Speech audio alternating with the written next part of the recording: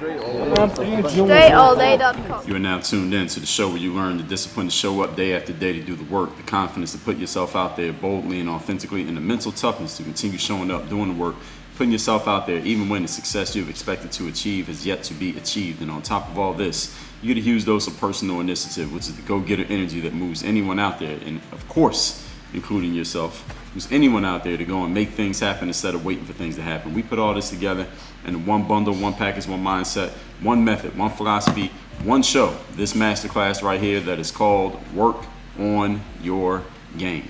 My name is Dre Baldwin, also known as Dre All Day, and welcome to the show.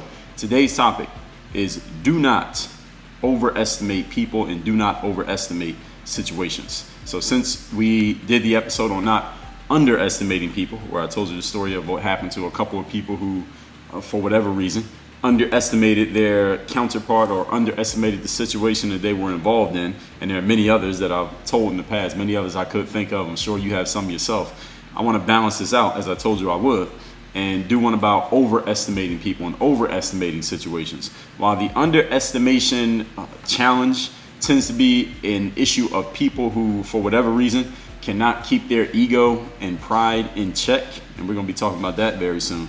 The overestimation challenge tends to be an issue of people for whom they are not able to keep their confidence properly loaded up. They don't keep their gas tank of confidence full enough. And as I've told you in the past, I did a whole masterclass on the topic that confidence must be renewed. All right, confidence is something that you have to continually reinforce your confidence. It's not something that you just get one time and then you just are confident forever. You have to continually do things that will keep you confident. And one thing that helps create confidence and abundance is the skill that we call discipline, that I talk about at the top of every single episode. I say discipline first, confidence is the second thing I talk about. Discipline, showing up every day to do the work. That's episode number 757, how discipline creates confidence. And also, confidence is not just about doing things to help yourself, it's also about the things that you don't do. As I talked about in masterclass number 524, confidence is not only what you do, but it's also what you stop doing. So you can go check those two masterclasses, and I have probably 20 masterclasses where I talked about confidence here on this show. And as a game group member at Work on Your Game University, there's a whole list of every masterclass that has ever come out of this show. You can just consult that list. Just use the search function in your browser. You can find any episode you want or any keyword that you happen to be looking for. So again, this topic of overestimation usually is for people whose confidence is just not at the level that it needs to be at, based on the situation that they're in. Their tank runs low for whatever reason. It gets empty because they haven't bothered to refill the tank. So what we're going to talk about here today is how you can stop overestimating people and overestimating situations and see yourself as capable, see yourself as worthy, see yourself as deserving of whatever it is you're going after in life. And you'll understand exactly how I mean that as we get through this class. Point number one, today's topic once again is do not overestimate people or situations. Number one, anything that breathes or bleeds can be beaten. That means any living thing, it's mortal. All right, every human being is mortal. Every human being will bleed if you cut them in the right spot. All right, and anything or anyone that you know of that is breathing, they need oxygen to live. All right, they can be stopped from breathing. Okay, anything that breathes or bleeds can be beaten, because that breathing and bleeding process, both of those, if either one of them goes in the wrong direction, things get bad really quick. There's a boxer by the name of Mike Tyson. Everybody knows who Mike Tyson is. And there was a time in the early 90s, late 80s into the early 90s, when it looked like Mike Tyson was completely invincible.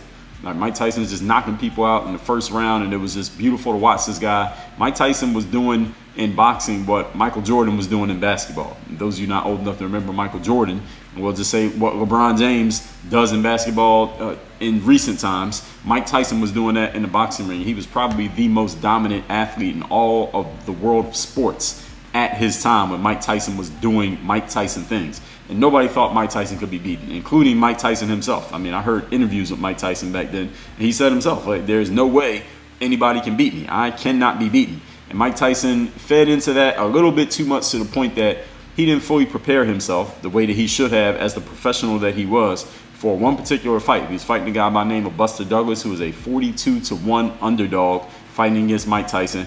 And when Mike didn't properly prepare for that fight, still almost won the fight because he was so skilled. But then he ended up losing that fight, and a lot of things fell apart for Mike Tyson right after that. He ended up going to prison on a charge that he was convicted for. To this day, people still debate whether he was guilty or not on that charge. Came back to boxing after his stint in prison. Was not the same fighter, and no, he never regained that status that Mike Tyson had at that time. But in middle of 2020, we see videos of Mike Tyson in his 50s. He's doing boxing workouts, and people are like, man, Mike Tyson should make a comeback. I hope by the time you hear this that whole idea has gone away and Mike Tyson has not made a comeback. Boxing is not like basketball where if you lose, you just lose. You lose in boxing, it could alter your life in many different ways. So I hope Mike Tyson just do your little workouts, Mike Tyson, put it on YouTube or TikTok, but do not try to make a comeback to the actual boxing ring. But anyway, the point is this. Every human being, every plan, every strategy, every team has an Achilles heel. All right, there is no human plan, strategy, or team that is completely unstoppable, that has no weaknesses whatsoever, that cannot possibly be beaten. It doesn't mean you will beat them, but it also doesn't mean that they can't be beaten if you fail.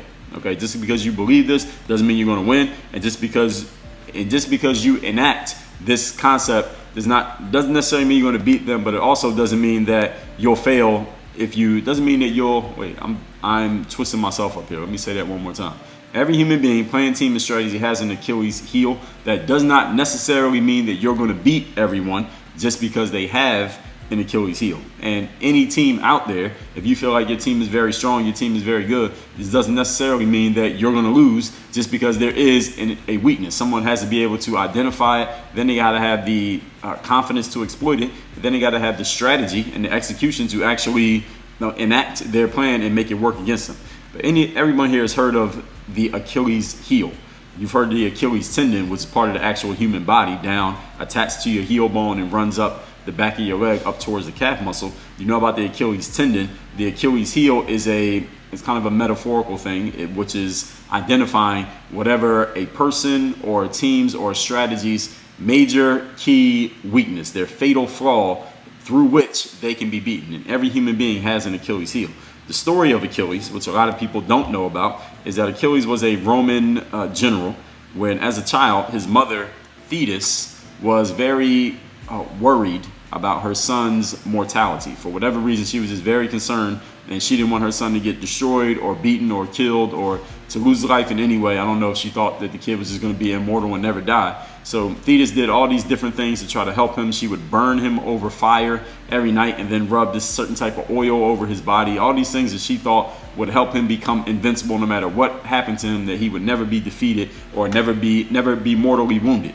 And then one thing that she decided to do was to dip her son into the river Styx. And in the river Styx, the fable was, not even a fable, but the belief was, anything that gets dipped into the river Styx becomes immortal. Everything the water touches makes that person immortal. So she dipped her son in there to make sure that he would be immortal, and it actually worked. It worked. The thing was, when Thetis dipped Achilles into the river Styx, she was holding him by his heel, and she held him so tightly by his heel that no water penetrated in between her fingers and her son's heel, which meant the heel area of her son Achilles was the one area of the body that was not touched by the water. Therefore, he was not immortal there. That was the one place where he could be defeated. And when someone finally attacked his heel in battle, that was the one place where that was how Achilles was defeated and killed. And that is where the Achilles heel idea comes from. And it's the same, that metaphor you could apply to any human being out there. You may think that you're perfect and strong and unbeatable in so many different areas, but there is no human being out there who is perfect everywhere. Nobody who's unstoppable everywhere. No one who's unbeatable in every situation.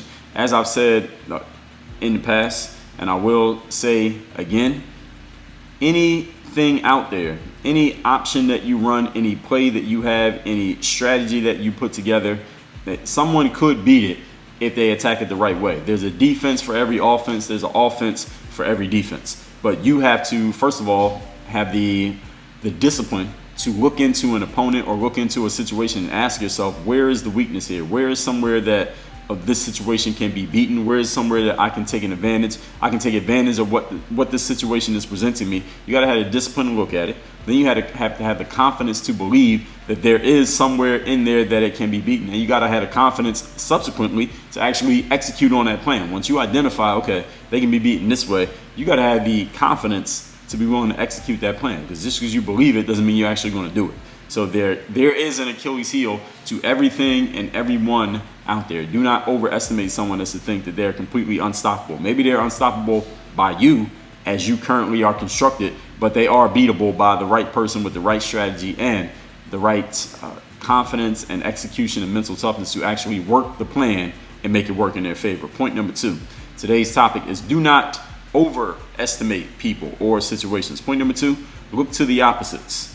If you want to find where is the weakness, where is the opportunity for you in life, always look to the opposites. I talked about this in masterclass number 1025. The opportunity is in the opposites. Often, a person or a team's or even a situation's greatest strength is masking their greatest vulnerability, and that greatest vulnerability is often in the opposite of whatever the strength is. So, for example, if you looked at someone like Achilles, going back to that story, he's a Roman general, and he couldn't be beaten in any type of battle that he was in. I don't know if it was Rome. It may have been a different country from Rome, but he was a general. He couldn't be beaten no matter where you hit him. You couldn't touch him. But then in the one place where you can't really have muscles, where you can't really you could put armor technically, but I guess there was no armor there for Achilles. He got hit there, and that was the one place that killed him. You would think if you're trying to kill somebody, you hit him in the head, or you hit him in the heart, or you hit him in the lungs, somewhere where some vital organ is, right? Like the brain, or the heart, or the lungs, in the chest, upper body. But if someone hit him in the heel,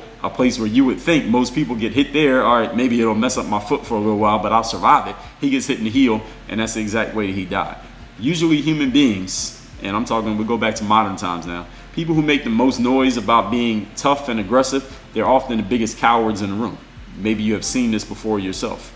The most quiet, reserved individual may be a person who is yearning to let loose and show themselves off to the world, and when they get their chance, they will. They may not do it in front of you, they may not do it in their current environment, but when they get the chance to show themselves off and make noise, they will do absolutely that. So make sure when you're observing people, don't think that what you see on the surface of that individual is all that meets the eye. Often people have, as we like to say, they're representatives. There's a certain type of way that people present themselves in certain environments and around certain people for whatever reason.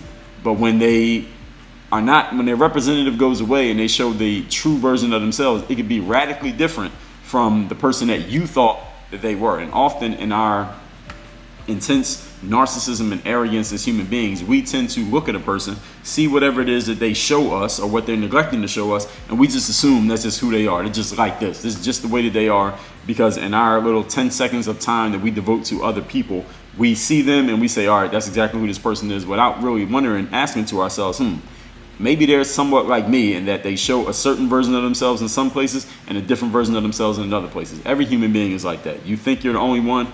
Wrong. You are not the only one. Every single person does that. And people will show themselves when they get the chance to, or when they are so inclined to do so.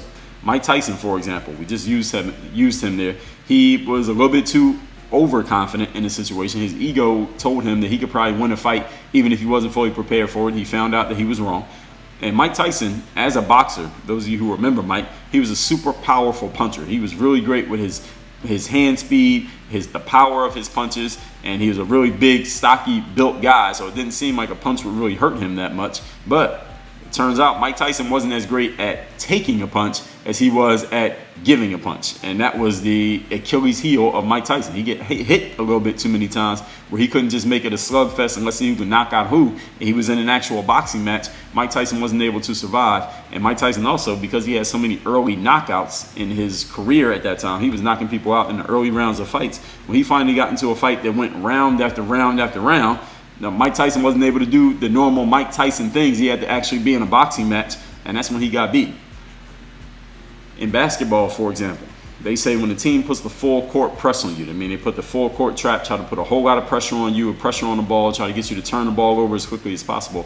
Often, I've heard coaches say, I'm not a basketball coach, but I've heard coaches say this, that teams that employ the full court press on defense, the best way to attack them is to employ your full court press when they're on offense. Teams that are good at using the press are often not very good at attacking the full court press. So the same attack mode that someone uses against you, if you mirror them and use those same attacking techniques against them, they often do not have a defense prepared for it. They're often not expecting you to use their strategy against them, but oftentimes it can work. Now with Mike Tyson, you need to use the opposite strategy, but with some people, like certain basketball teams, you may be able to use the exact strategy because an opponent is often not ready for you to use their strategy against them. So it's something you may have to try out, or maybe see if anyone has done it already and see where their weaknesses at. Again, you got to be willing, you got to be disciplined enough to probe your opponent, whether it be a situation or an individual or a group of individuals, to see where may some weaknesses lie. Every human being has them. You just got to be willing to look, and it may not be where you think they're going to be. Point number 3. Today's topic is do not overestimate a situation. Point number 3, we judge things and people by their appearances. We all do this because we don't have the mental capacity to examine every single person or every single situation to its fullest depth, because we would run out of time trying to examine everything. We run out of talent trying to understand everything. There's only so many things that any human being can do. So thusly, we judge people and we judge situations by their surface appearances for the most part. Often, this is what happens though, people, could be you, we get into a great space in life, or maybe a not so great space in our lives, through sheer luck. Not because of our hard work, not because of our effort, not because of our talent, just through straight up luck. Maybe you're born into the right family. Maybe you were in the right place at the right time and you made the right connection with somebody who helped you get to where you are. Maybe you just happened to connect with someone who, again, you didn't know they were going to do this. They got lucky. And because you were standing next to them, a little bit of that luck rubbed off on you. And that same thing could work the opposite direction. Maybe you were just born into the wrong family. You didn't do anything to cause the situation, but now you are subject to the fact that you were born into the wrong family at the wrong time, in the wrong place, in the wrong neighborhood, and maybe in the wrong year, too early, too late, whatever the situation may be. Maybe you were standing next to a person who had something unfortunate happen to them, and because you were standing next to them, a little bit of that misfortune rubbed off on you. So you could end up in a great space or a not so great space in your life, just based on straight up good or bad luck, which you had nothing to do with. You didn't control it. Now you're responsible for it because you're still allowed to deal with it, but you didn't put yourself in the position that you ended up in. It was just a matter of a stroke of luck. The good luck person who had the good luck work in their favor, they could be seen as a star. And the bad luck person who had luck work against them, they could be being ignored, while objectively the person who had the bad luck may be just as good, if not better than the person who had the good luck. Let's just say two people who are in the same industry or working in the same category or have similar interests or similar topics, whatever it may be. What this means is this: sometimes a person that you come across could be in a high status position in life that is a result of a confluence of events that simply worked in their favor. Not because they are just that good and that thorough and that disciplined or that confident or even that mentally tough. They may have not even taken that much personal initiative to get to where they are, but they end up in a high place again because of a confluence of events that just happen to work in their favor. And sometimes you're going to come across people in life who are in a position that may not be that great, maybe a lowly position or maybe a mediocre position, simply because of a confluence of events that happen to not quite work in their favor as well as the person who got into a great spot. You understand what I'm saying? Maybe you who is listening to this, maybe you have personal experience with this. Maybe you've come across a person who fits that description. Maybe you are or have been a person who fits one of those descriptions at one extreme or one end of the spectrum.